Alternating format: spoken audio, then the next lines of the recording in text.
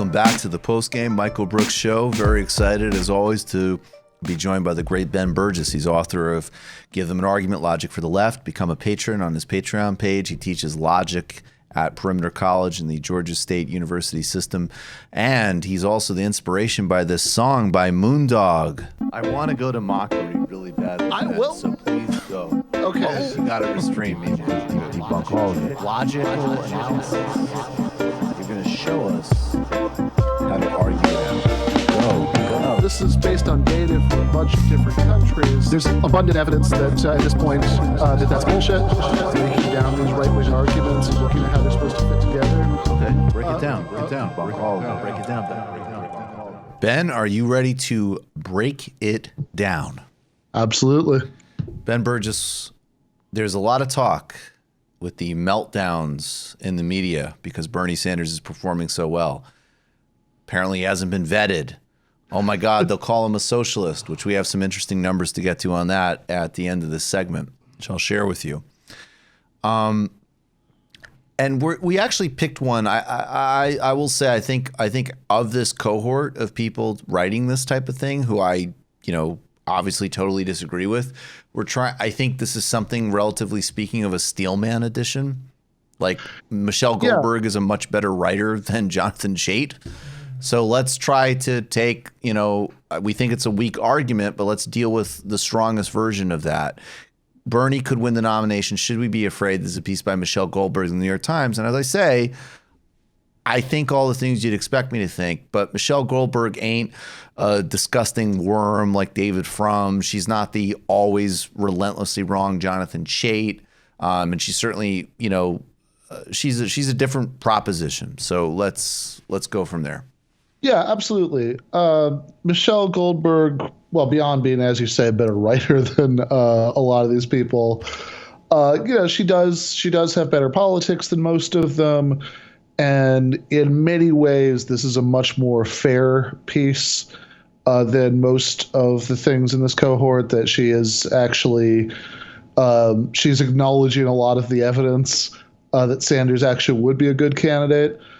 So if you kind of scroll down, right, there's a lot of time spent on color and atmosphere and acknowledging the various reasons to think that Sanders actually would be an excellent candidate to take on Trump, which he would be. But then if you scroll down to this paragraph, she says, obviously Trump won. Yeah, so, parallels with the parallel. Wait, we're going to find it. The parallels with Sanders are obvious. Is that? Yeah. So it's right after that, right? She goes through the parallels. Okay. Obviously, Trump won. So there's something to be said for aping some of his strategies. But the Sanders juggernaut still scares me.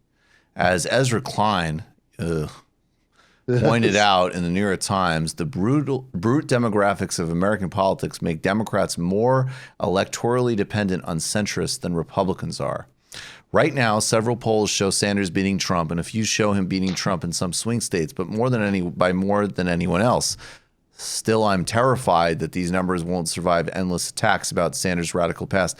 We're going to need to get back into what she means by those parallels, because even though she creates some distance for herself, that's still a really problematic formulation. But let's focus on this first. Yeah, because this is the core of the argument. She does obviously say some stuff that I disagree with and you disagree with, and everybody should disagree with earlier in the piece. But this is the core of the argument, that even though right now all the polls are saying that Sanders would beat Trump, that he's not only way ahead of Trump nationally, but he would beat Trump in the crucial swing states that a Democrat needs to win to win this year. But what she's saying is that we should disregard that empirical evidence in favor of what exactly? Now, part of this is a speculation about what's going to happen and what's going to play out. But also when she says things like the Sanders juggernaut still scares me, it's worth pointing something out, which is that even though she is better than a lot of those other people who are writing articles like this, Her husband is a consultant for the Warren campaign. So it might literally scare her. Yeah. And she has acknowledged that conflict before in previous columns, but she doesn't here. I guess she either didn't think it was relevant or she figured she'd acknowledged it enough in the past. Yeah. Definitely not one you have to bring up in every column. Sure. Yeah. Yeah. Certainly not a slightly relevant piece of information to always reiterate. Yeah, well, especially when you're saying, oh, there are all these good things about the Sanders campaign, but, my gut feeling is that he wouldn't be electable. So hint, hint, progressives should pick somebody else.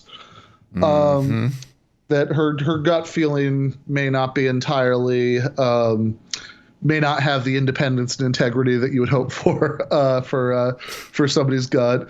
And this is an important point. This because a lot of times we break down these arguments. Sometimes we'll point out when people are committing logical fallacies, but I think it's just as important to point out when people might be too trigger happy about saying that somebody's committing a logical fallacy when they're really not, because I think some people might listen to this and think, oh, wait, I know this one. This is like, this is ad hominem. You're saying that because of this thing about Goldberg, she's wrong. And it's like, no, what we're saying is because of this thing about Goldberg, you shouldn't necessarily trust that she has uncorrupted gut feelings about this.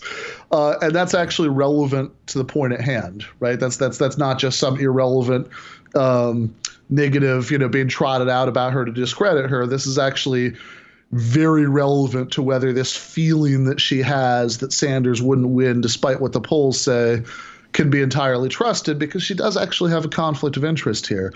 Not that the rest of these guys don't either, right? All the rest of these people, even if they don't have the family connections with other campaigns that she does, everybody writing these pieces, they say that their issue is that they're afraid that Sanders wouldn't win. But if you actually start breaking down the political differences they have with Bernie Sanders, it's not unreasonable to suspect that what they're actually worried about is that he could win. Indeed. And I also just want to get really specific here, too. Back to Goldberg. There will most likely be spots showing the 1985 Sandinista rally Sanders attended in Nicaragua with the crowd chanting, "Here, there, everywhere, Yankee must die." The country will see Sanders after speaking on a trip to Soviet Union, effusively praising its state-sponsored culture. And I want to just bring up two quick points about this, working backwards. One, as I mentioned, it will be on this weekend's think tank. Sagar Enjeti, who's, the friend of mine on the Hill, who's, quite right-wing, obviously. But he had a really interesting thing he said recently. He said, the people around Trump who basically were like the outsiders who had a sense of Trump being an insurgent are scared of Sanders. And the old, ancient Republican fossils are like, oh, my God, we get to run a socialism campaign. And, that is a little illustrative of whose political instincts might be a little bit more on the mark. And the other thing I want to say, this is hilarious. In 2013, Bill de Blasio, and my God, have politics gotten better. But there really was a race where, frankly, Bill de Blasio was like the clear choice over Christine Quinn. If you even wanted to pretend that you were going to even acknowledge the reality that New York was obscenely unequal and unaffordable. They ran this against him because dopey Bill de Blasio spent maybe even more time in Nicaragua than Bernie Sanders. And the net result was absolutely nothing. De Blasio, I think he might have won his first election something on the order of 75 to 25%.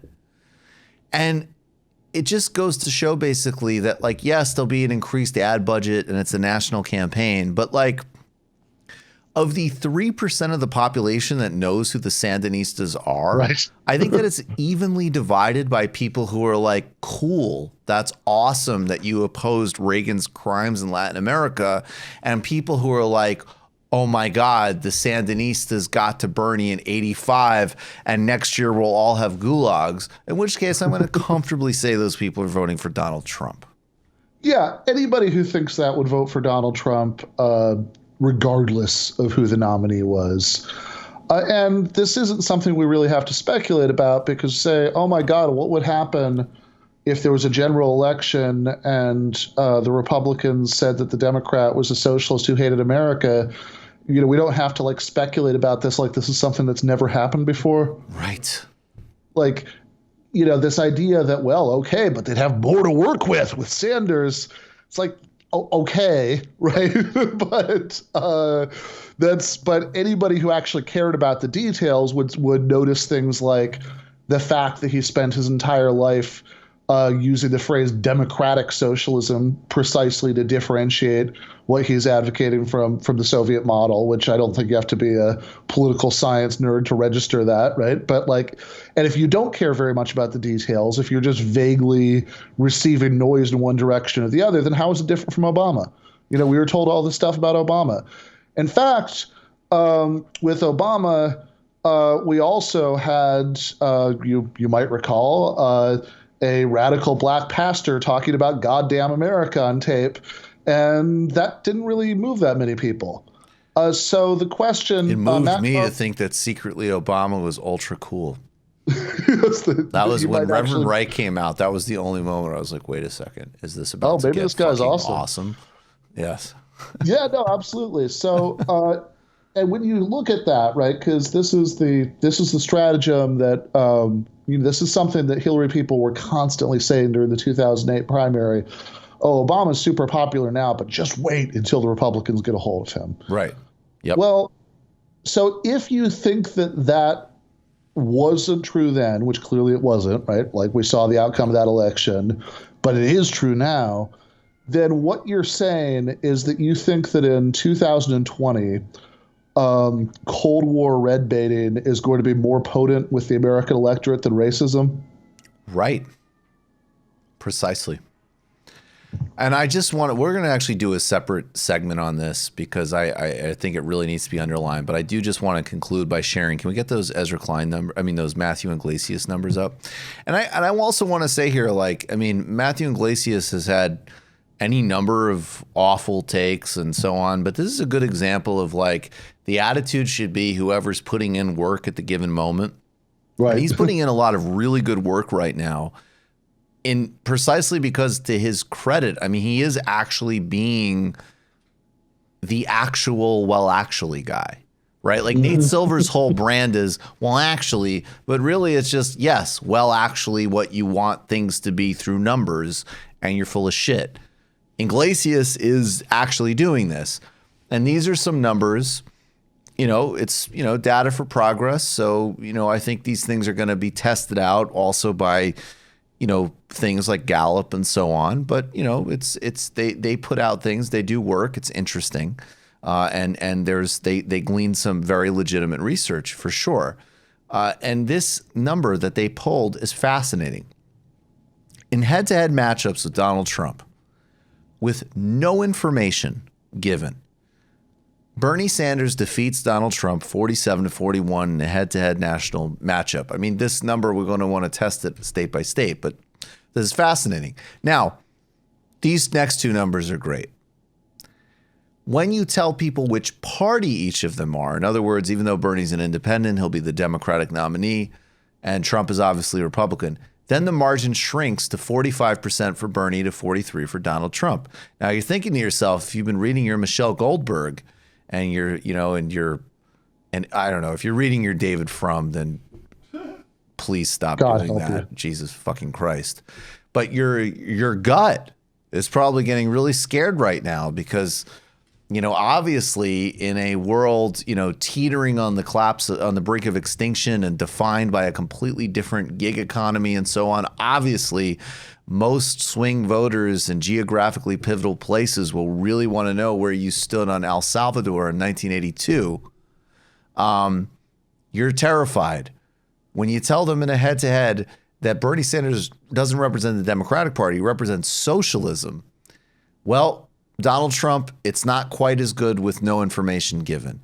Donald Trump gains 1 point, and the margin head-to-head is 47% for Sanders, 42% for Donald Trump. The brand of socialism is doing better than the brand of the Democratic Party. Indeed. That says it all. It does. And by the way, one thing that I think it would be criminal negligence not to mention here that is ridiculous about even Michelle Goldberg's version of this argument. I mean, if we'd done like David Frum or something, we would just be making fun of it the whole time. Because I think we should do that soon. David Frum is absolutely wretched. Yeah, and you know, and that would be a fun segment. But even in Michelle Goldberg's much more careful version of the argument, she says that Democrats are far more dependent on centrist voters than Republicans. And she's actually fudging a really important distinction there, because what she really means is swing voters. But you can't actually at all equate swing voters with ideologically centrist voters. That's not the same thing. Like swing voters are people who, if anything, are often have ideologically extreme views on both ends. They're being pressured by different directions. There's lots of, like, if you want to actually dig into the polling information, the idea that there's some one-to-one mapping that you can do between voters who are swing voters or not strongly identified with one of the two parties' brands and like centrism being halfway in between the positions of the two parties, that's just not true. Well, this is a hilarious thing, and you know, we won't get into it. Read our piece in the Jacobin, but the Joe Rogan thing is like the exact counterpoint to what she's saying. It's like, yes, the actual, in reality, swing voters that will need to be picked up, Bernie's resonating with. Yeah, and this is the thing, right? So, like, if centrism in the in the sense that these people mean is like the political point of view of the New York Times editorial board.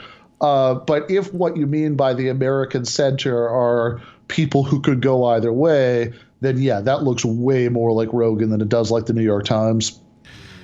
Absolutely. And while we're at it, fuck the New York Times, cancel your subscription, and join TMBS and the Ben Burgis Patreon and Literary Hangover, and seriously cut your subscription. Like, the New York Times is toxic. And we need institutions that serve an analogous purpose. I'm not for a second denying that. We need that, but it is toxic, and it's failing at that purpose. In fact, it's fundamentally undermining it through how ridiculous it is. Absolutely. Like, I mean, I need to maintain my stupid New York Times subscription, digitally at least. You do, because like we actually need to read this stuff to take it apart. Somebody has to, but God, if you don't have some sort of professional obligation to, just cancel it. Just cancel it. Ben Burgis, thanks a million as always. Thank you. Take care. The New York Times was an anti-socialist paper back when the most prominent socialism was Charles Fourier in the 1830s. It was started, I believe, explicitly to undermine the Tribune, right? Yeah, because the Tribune was into all that sort of utopian socialism stuff. Yeah. You just watched a Michael Brooks show video. Subscribe to get them all. Why wouldn't you? Don't be foolish. Click subscribe below and become a patron as well. Patreon.com/TMBS. Thanks, everybody.